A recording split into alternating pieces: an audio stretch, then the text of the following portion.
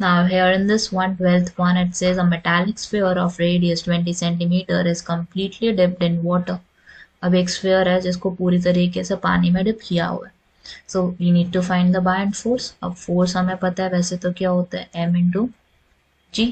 अब यहाँ पे m की जगह what we can put, हमें पता है density का formula what is that, m over v. अब यहाँ से m की वैल्यू निकालनी है, so it would become rho times v.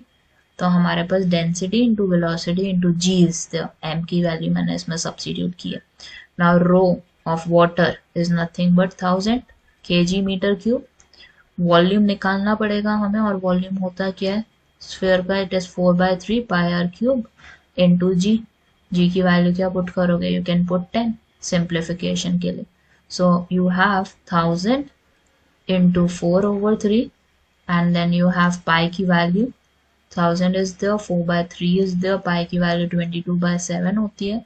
r का cube, this must be in meter, SI unit is meter, so it would be nothing but 0.2, 0.2 and 0.2 and 10 is there.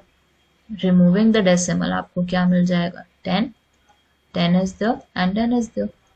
अब एक 0 से एक 0 कैंसिल हो गया आपका. You can cancel 2 zeros as well. So what value you are left with?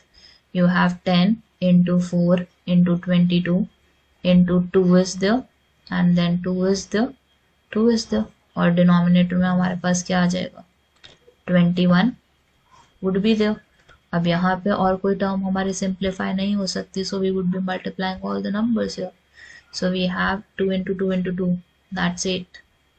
8 into 4 is, that's 32.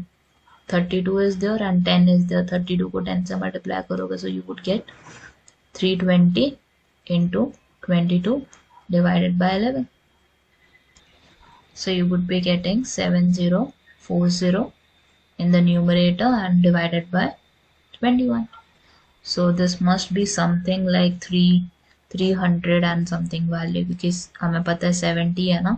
So this would give you answer as 335.2. और हम क्या निकाल रहे थे यहाँ पे, we are finding the buoyant force, और बायंट फोर्स की यूनिट क्या होगी यहाँ पे, that would be nothing but Newton.